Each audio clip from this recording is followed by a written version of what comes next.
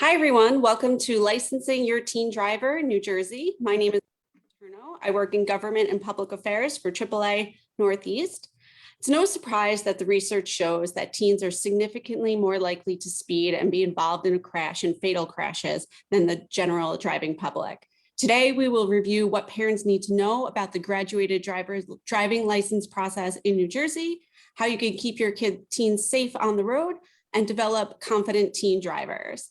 To discuss this important topic, I have Violet Marrero, who is the Consumer Safety Director of MGM Insurance Group. She manages their driving safety program. Prior to joining NJM, Violet worked at the New Jersey Division of Highway Safety for over a decade. She was instrumental in developing the Share the Keys program there, which we will discuss a little bit later. Thank you, Violet, for being with us today. Thank you so much for the opportunity. So first, the basics. What should parents know about the graduated driver's license process? What is it, and why is this process so important when teens begin to drive?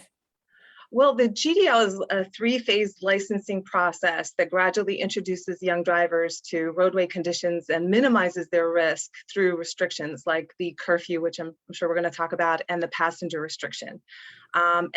These are things that have really been proven effective in reducing teen driver crashes, injuries, and deaths. So what's the first step a parent should know about the driving process? I know for New Jersey, there are two different learner's permits. There's the special learner's permit and the examination permit. How do these permits differ? And what are some of the restrictions that a teen driver faces with this permit? Okay, so there are actually two different ways that they can obtain a permit. The first is called a special learner's permit, and that's a permit that they can obtain at 16 after they've been enrolled in a behind the wheel course. Throughout New Jersey, there are driving schools that offer that driving training course. And they would, of course, have to pass their written exam, which in many cases is often both the high schools in New Jersey, as well as driving schools that are certified to offer that. And then there's, and so at that point, they are 16 years old, but they have to complete those requirements. And the other avenue to do this would be waiting until you're 17. If you're 17 years old, you're not required to do the behind the wheel piece of this, but you will still have to do the written exam in order to obtain your permit.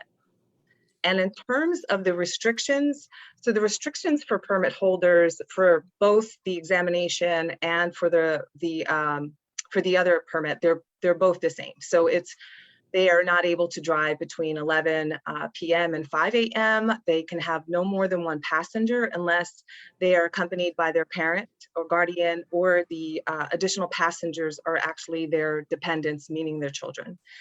The other thing is that seatbelts are required for all occupants at all times. It's a primary law, unlike some of the other exceptions that are made for other drivers.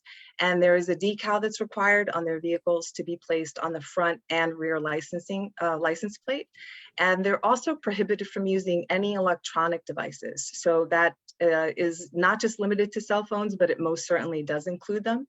And permit holders have to be accompanied by their supervising driver who's at least 21 years old with, I believe, 3 years, yes, a 3-year minimum driving experience in the vehicle at all times while they're practicing.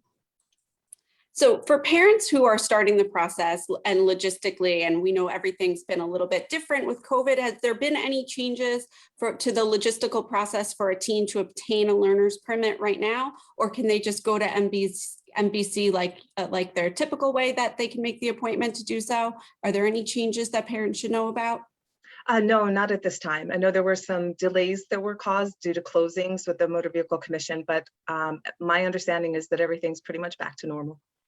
Great. So once a teen has met the requirements during their learner's permit, they schedule their road test. Is that accurate? And then they're able to obtain their probationary license once they've passed the road test? Yes. So once they've passed a road test, they will obtain their probationary license. And I think it's notable to mention that they're going to want to make sure that they actually have those decals on their vehicles, because the Motor Vehicle Commission will not conduct the exam without them being on the vehicle.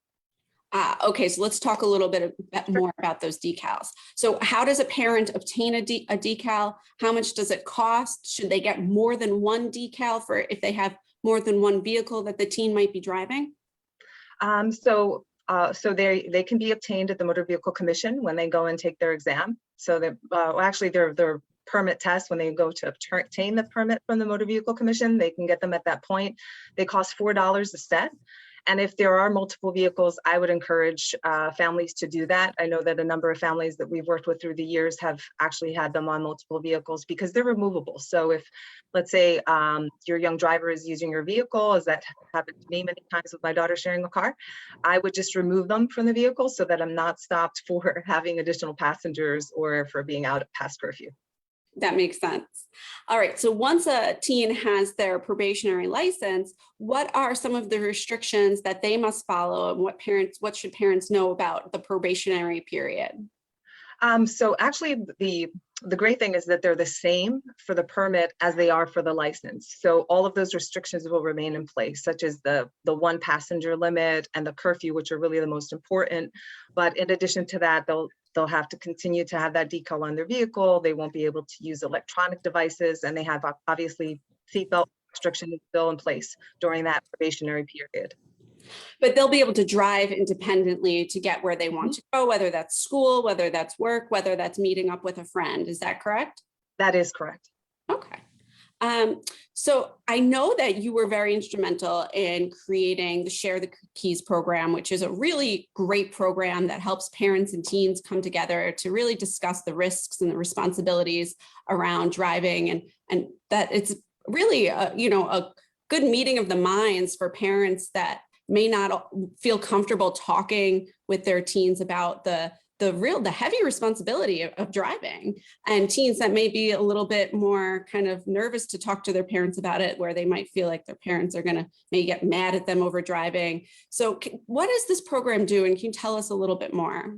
Sure. So the program was really created to empower families with the information and the tools and the resources that they need to navigate safely through this process and ensure that their young driver doesn't, get involved in a crash or anything tragic happens. And Share the Keys really helps by putting parents and teens together so that they're on the same page. We actually have a driving contract exercise in the program where they work on that. They begin working on it in the orientation itself. And the program's aim is really to support parents in becoming better role models behind the wheel, because what we know is that, teens really mimic their parents' driving behaviors. Speaking from experience, I know that was what happened for me. We want to make sure that they understand the graduated driver's licensing law. It is the most complicated traffic law, as you know, that's on the books. And so if we have trouble figuring out how to explain it, a lot of times it's even more difficult if you're a parent and you're new to this system. I mean, we didn't grow up with a graduated driver's licensing system as parents. And so we want to make sure that we make it as simple as possible, and that they're able to support those laws at home, such as the curfew and the passenger restriction. And so we offer them strategies on how to ensure, let's say your young driver can't get home, or they have a friend that's not able to get home and they want to carry that extra passenger, right? And so many of us as parents will get that phone call, and under the pressure of maybe I'm cooking dinner, I'm working on a report or something like that, I think a lot of times the instinct would just be like, okay, it's fine, and so what we do is really help them work on how they're going to handle those situations during the actual orientation as well, so that they are prepared for those things, because they happen to every parent. And we also really work on just practice driving, and making sure that teens are exposed to all of the different driving scenarios that they're going to confront while they're driving independently, whether that's driving on the highway or in commercial districts where they're going to have pedestrian traffic and parking lots and things of that nature. So the program is really built to make sure that they have all of that information again, and the strategies that they need to really navigate through the process. And I'm sorry. Forgive me. You can actually learn more about the program and even sign up. We have virtual presentations and in-person presentations in a lot of schools, but sharethekeys.com is where I would encourage you to go if you'd like to learn more or sign up for one of them. That's what I was just about to ask you. So thank you for sharing that information. You raise a good point that really the parent has to be the one setting the good example. And I think for many parents, there's a lot of anxiety about driving, the driving process, and particularly about, trusting their child to have the right habits once they are in the car independently. I know one thing, my children are young, but I get worried about the use of cell phones while they're driving or learning to drive, or even once they have their probationary and basic license. What happens in New Jersey if a new driver is caught using a cell phone? Is there stricter penalties for new drivers versus a driver who's been on the road for a longer period of time? Well, there are. I mean, the penalties for driving while you're driving with a cell phone in New Jersey are already stringent, which I think is a great thing to discourage that behavior. So for your first violation, you have a $400 fine. The second violation is $600, and then any subsequent violations are actually $800. And you have there is the potential of losing your driving privileges and at least getting 3 points on your license. So in addition to that, they would also have a fine of $100 under the graduated driver's licensing system. Wow, so that's a pretty significant fine. And it's good that they take it very seriously, because again, that's something that I worry about frequently as you pass somebody on the road and they're using their cell phone. So you worry about that for your own children as they are developing their driving skills. And is there any best advice you have for parents who are starting this process with their teens? What do you recommend that they do? How can parents best support a new driver? Well, first and foremost, I would highly recommend that parents look at the graduated driver's licensing system as a minimal standard, and that they work with their young driver to find what works best for them. I know that for my children, when they were going through this process, while the law allowed for a passenger, I really felt like it didn't make sense that I would put my daughter behind the wheel with another person's child when she didn't know really how to drive and wasn't a good driver yet. She was still building those skills. And likewise, I did not allow her to be a passenger in any probationary license holder's car, because I had real concerns, and obviously in the industry, even more so. But in short, I would use the law as the absolute minimal, and then I would work out, maybe gradually working up to the 11 p.m. curfew, gradually introducing different driving scenarios, and gradually introducing passengers, because I think that those things, in particular passengers, with just one passenger, they increase their risk for being involved in a fatal crash by nearly 50%. And so when you think about it from that perspective, it just makes a lot of sense to approach it slowly and use that law again as a minimal standard. That's very helpful. And what's your recommendation for driving education programs? Is this something that you think, even though it's not required, it is still a must for parents and for teen drivers who are looking to advance their skills, aside from the on-the-road experience they get when they get their learner's permit? Do you think that the driver's education program is an added benefit for a teen driver? Absolutely. We have the benefit here in New Jersey that most high schools offer driver's education in the classroom, and driving schools actually offer it as well.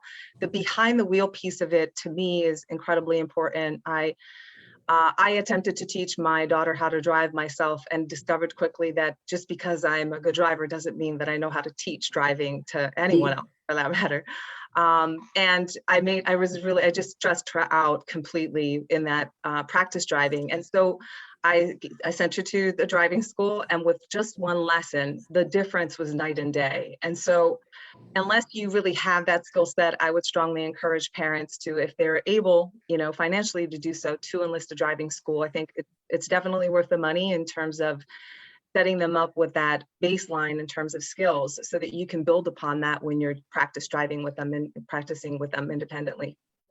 Absolutely. I think about that myself with my own dad when he was teaching me how to drive. I refused to get in the car with him because it gave him so much anxiety. It was giving me so much anxiety that my mom was finally the one who is a teacher. So she had the patience and the ability to do so. And I did take driving lessons as well. So it sounds like parents have to think about what's right for their own family and know their child and know their own driving skills and their own personalities to what will work for their own family. That's very good advice. Thank you. Sure. Thank you, Violet, for being here today. This was a very informative information for anybody out there who has additional questions for in regards to teen driving or any other traffic safety issue. Feel free to reach out to AAA. My name is Lauren Paterno. I can be reached at lpaterno, LPATERNO, at AAANortheast.com. We are happy to answer any questions that you might have regarding the teen driving process or any other topic. Again, Violet, thank you so much for sharing your expertise today. I greatly appreciate it. Thank you, Lauren. Take care. You too.